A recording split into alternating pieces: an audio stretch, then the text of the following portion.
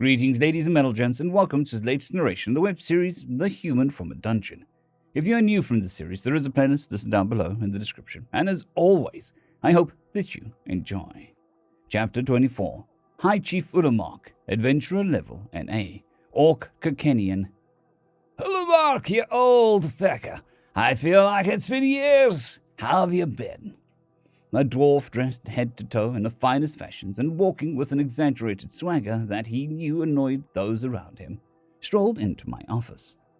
If I hadn't known who it was by his voice, I'd have known who it was by his ability to slip past reason. Lath Hull, a mer of business and a self-proclaimed double agent.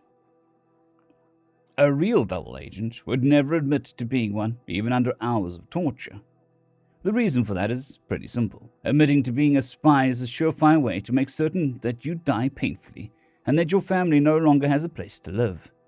In some nations, your family will actually face the same punishment that you do.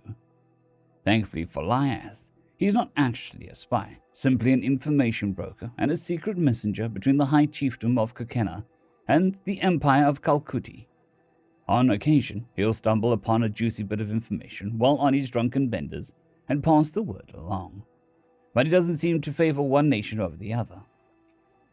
He takes some getting used to, but once you do, he's a good friend to have, able to switch gears from serious to silly in mere moments, great to unwind with, and despite his annoying demeanor, he's somewhat pleasant to be around. An enigma, to be sure. It's only been months, Lyath, but I have been in good health. How about yourself? I replied with a grin. Ha! I see you've been counting the days then. I couldn't be better, he said, grabbing a seat. Met myself a sexy little elfie who's been keeping me entertained the last few days. About fucking time, too. I'd been on a desert-level dry spell. How's business? I interrupted, not wanting to hear about his debauchery.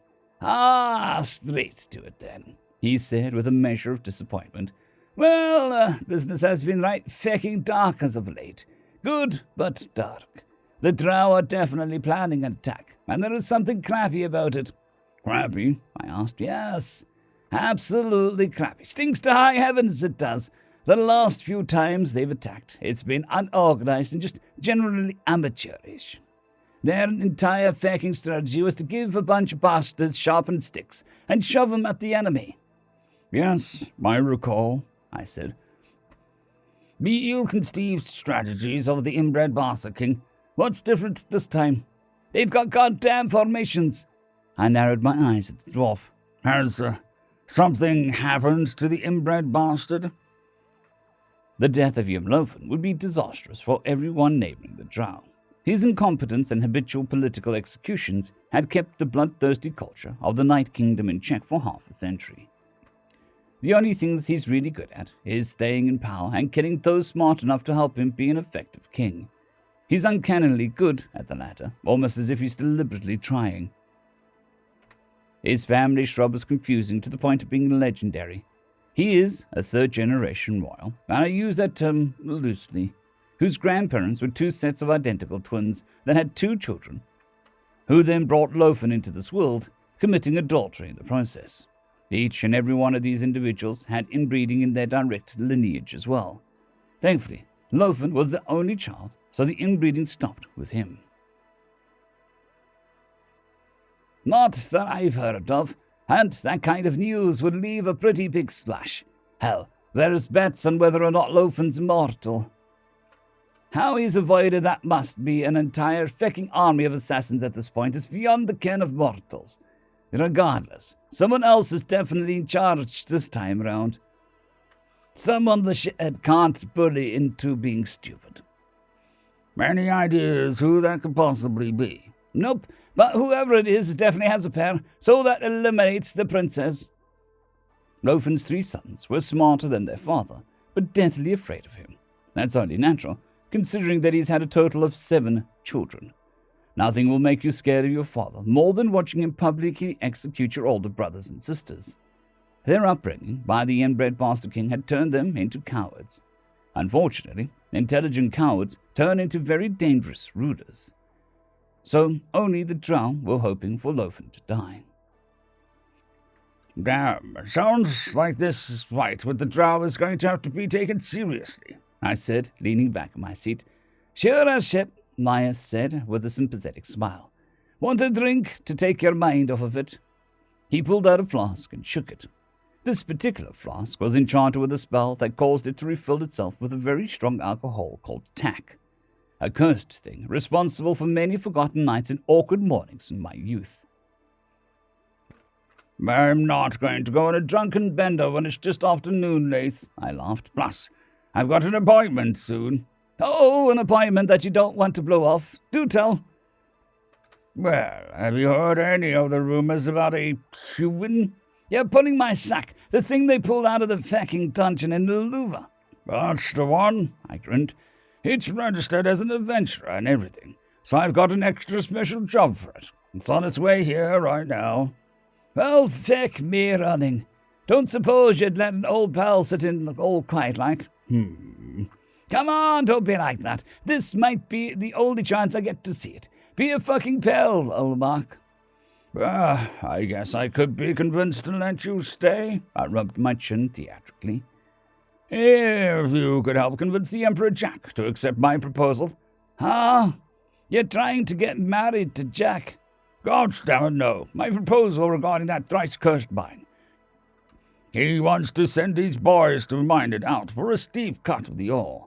I want them to teach my boys how to mine more efficiently while giving him a more reasonable cut of the ore. Ah, crap. Had me all excited there for a second. Of course, it's about the fucking mine, though. Laith deflated. You know, he's just about obsessed with that fucking thing. It'll be hard to sell, but he owes me some pretty big favors. I'll give it my best shot. That's all that I can ask, I said. Fine, you are permitted to stay. As my old friend grinned in response to my decision, Raisin entered the room. Ah, perfect timing, I smiled. What is it? Your appointment has arrived, he said, eyeing Laith warily. He's going to be sitting in. Of course, Raisin sighed. The human has arrived along with his adopted brothers and the over-20s. The over-20s have been paid out, and Yithith waits debriefing. Naluva sent a messenger for another matter. Laith's eyebrows raised and I smiled slyly. Of course, he wouldn't have heard anything about that. A living thing coming out of a dungeon is national news that travels like wildfire. But a strong monster within a dungeon is business as usual. Send them in, I ordered. I'll meet with the messenger afterwards. Yes, High Chief, Raisin said, and left the room. Laith didn't even get a chance to interrogate me before Raisin returned, accompanied by Yithith, 2 other orcs, and a strange, pale-looking creature with dark hair and round ears. I quickly surmised that this must be the human. They stood next to each other in front of my desk, and Raisin adopted a very formal pose. I braced myself for what was coming. High Chief Urabark, son of Grosknal the Giant, savior of Kokena, slayer of dragons, decimator of drow, conqueror of the Dragon's Jaw Giants, blood ally of Balasar, dear friend of the Empire of Calcutti, and high commander of the Kokena Adventurers Guild, I present you with Yithith Murloc, champion of Maloon, Nash, and Yoke Alter of Clan Alter, and Nick Smith of Clan Alter. And so you have, I replied. You may continue your duties. Thank you, High Chief, Raisin said with a bow and left the room. I gazed at my visitors. The 3 orcs were very well behaved, standing straight and keeping their eyes trained just above my head. Their parents taught them well. I turned my gaze to the human, who was also standing straight, but staring directly into my eyes, as if it were my equal. This surprised me for a moment. You must be Nick Smith, adopted into Clan Alter, I said. Yes, sir. Well, Nick Smith, you must not have high chiefs where you are from. I say this because it is remarkably rude to look one in the eye. I smiled slightly. Unless, of course, you've known them for quite a long time. Have we met before? No, sir. Its eyes left mine. Apologies, sir. No apologies necessary as long as corrections are made. Thank you for observing our customs, I said. Now, Yithith, go ahead with your report. Yes, High Chief, Yithith said. She began explaining the events of their mission, and I struggled to keep their stoic expression. A lost language, artificially intelligent machines fused with flesh, a human fighting the monster while the over-20 struggled. The fact that it wasn't actually the human fighting, the threats made by Clan Alta in regards to the human's well-being, and finally the fact that the monster in the dungeon was a horrifically altered human. "My baby's balls!" Lice muttered under his breath once the report concluded. "Indeed," I replied. "Thank you, Yisith. You may go." Yisith nodded, turned, and left the room. I looked at the remaining guests. Nick's face had an appearance of someone who'd just received startling information but was trying to hide their concern. Yulk and Nash looked completely unperturbed. "Nash, Yulk," I began, "you really shouldn't be throwing your clan's weight around like that. You and I both know that the decision to avenge you would have been a controversial one, to say the least." "Yes, High Chief," Yulk said. "But if I may say something in our defense," I tried not to grin. "Go right ahead." "We weren't left with much choice. On our honor, we would have had to defend the boy against 4 over-20s. At least that's what we thought at the time." Yulk's cheeks twitched as he tried not to grin. "If they had killed us, which they likely would have, our mother would have called for their blood.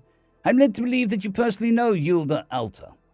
I couldn't help but wince at the mention of the flesh carver Yulda. Her spite is that of legend, and resisting her will is tantamount to trying to tell a waterfall to stop pouring. It was incredibly like her to randomly adopt a completely unknown creature that was discovered in a dungeon. "Yes, of course, she's done a lot for this chiefdom," I said. "Well then, it's a good thing that you warned the adventurers off, I suppose." "Hilda Alta, haven't seen her in years. How's she been, boys?" Nice asked. "She's been well," Nash answered, "though she wanted me to tell you, High Chief, that she's displeased about the sudden summons of her sons, and she feels that she should get some more time to spend with her boys in her golden years." "Oh, please," I laughed. "She's probably thrilled to be having you follow in your father's footsteps. Though I suppose I should make sparing use of you, just in case she comes at me with a slipper." The 2 orcs were close to breaking down with laughter, and the human actually smiled. "Find a place to sit. I've got a mission for you," I said, pointing at the pile of cushions. The 3 of them grabbed a cushion, sat down, and looked at me expectantly. I couldn't help but smile when I noticed that Nick was still avoiding eye contact. It's a subtle shift from formal to informal, to be sure. "You can look at me now, Nick. When I offer you a seat, things become a lot less formal," I explained. "Oh, right," the boy stammered. "Hi, Chief. I don't mean to be rude, but we do have our own mission to think of," York said. "Oh?" I asked. "What would that be?" "We need to discover as much about Nick as possible. The language on the altar that Yusuf mentioned is likely Drakan.